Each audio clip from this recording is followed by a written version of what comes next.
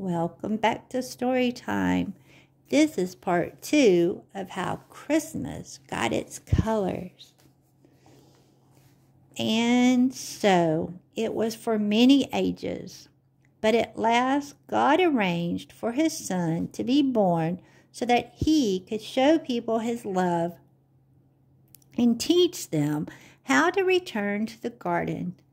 And over the spot where his son Christ was born, he made a star. There's the star.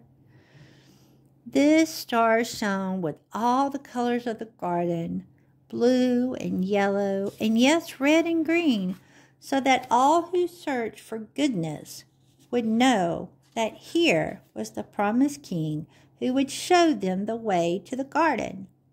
There were 3 wise men who each saw the star and chose to travel to see the king who they knew lay below it.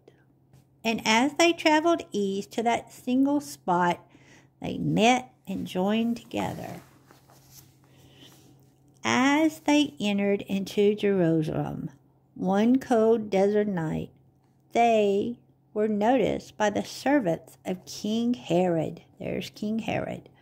Herod sent out an invitation for the 3 travelers to stay the night with him, an invitation that the weary travelers were glad to accept.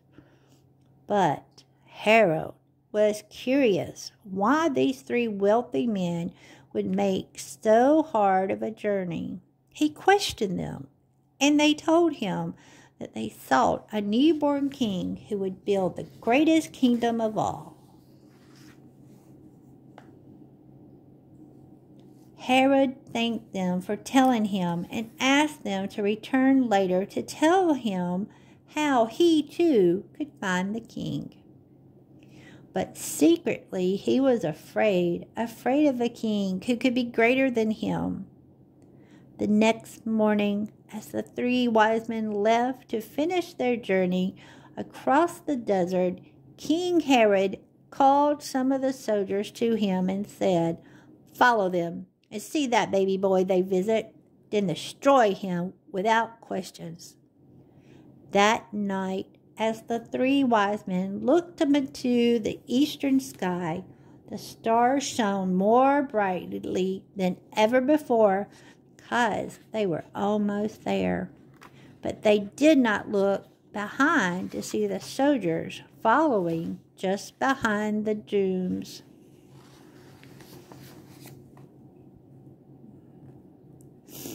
Up in the star, all the colors were working hard to shine as brightly as they could. But Red looked down and saw the soldiers and said to Green, "Our Lord is in danger. There would be no hope for these people if those soldiers get to him." But what could 2 colors do? The other colors paid no attention to them. They were too busy trying to shine as brightly as possible. Nearer and nearer the 3 wise men and the soldiers came to where baby Jesus laid. Suddenly, Green saw the 3 wise men pass by a pile of stones. There they are. And called out to Red, "Follow me." They left the star and fell upon the stones. Not since the garden had green shone so green, or red glowed so red. The dull stones suddenly looked like brilliant precious gems and rubies of a quality never before seen on earth. And the soldiers, following close behind the 3 wise men, saw the stones and assumed that the wealthy travelers had discarded some of their jewels.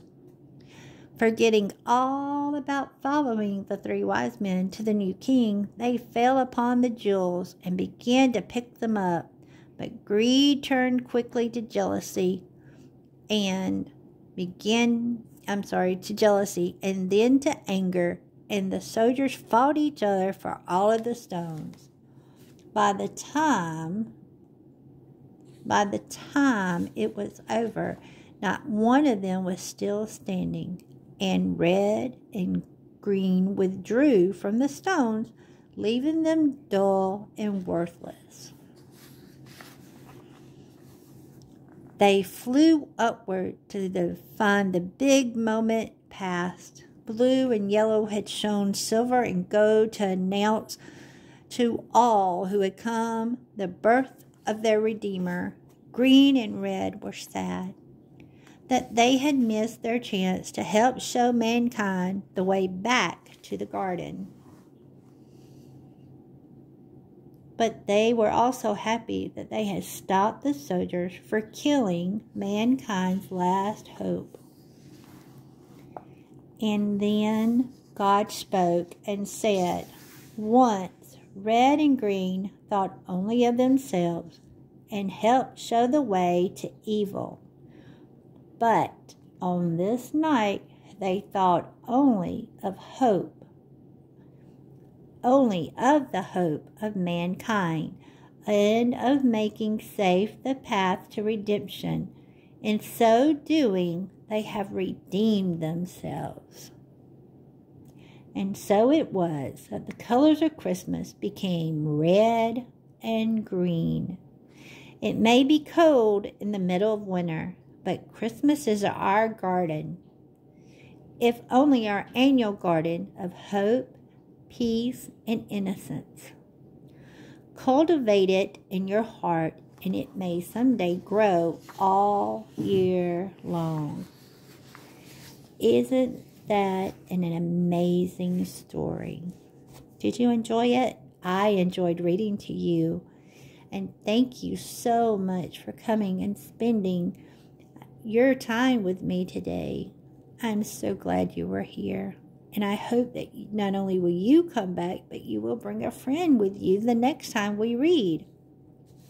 And we have lots of new Christmas books to read. We've got this one by Miss Tanya Falconer, Two Little Sisters Christmas Party. And then we have another book by Miss Tanya called Two Little Sisters Christmas. And we have several other Christmas books. But I'm going to I can't wait to read you this book. This is a very wonderful book. The Skeleton That Lost Its Smile. A Story of Forgiveness. And then today, of all days, I got this new book. And I know some little boys that I'm sure will love it. It's called Worms in a Truck. And you can get this book from Amazon. And this writer, whose name is Jonathan, Mr. Jonathan, has several Worms books. So we will be reading the Worm book very soon. And then if you go to Chick-fil-A, which I'm sure most of you do, they are giving out books. I love it when you can get a book at a restaurant, don't you? So we are going to read I Am Kind by Chick-fil-A. And I'm hoping to go by Chick-fil-A and get us all 6 of those books. Get the other 5 to go with I Am Kind. So, or if you go to Chick-fil-A and they have the books, and if you get me the books and send me the books, then I will send you a special present as well. I'll send you a present back. So, if you know somebody that works at Chick-fil-A, you know what to do.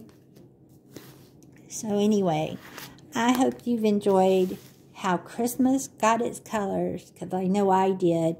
And remember, boys and girls, you are amazing, and you are brave, and beautiful, and wonderful, and loved, and strong, and all the positive words you can think of that are in the alphabet.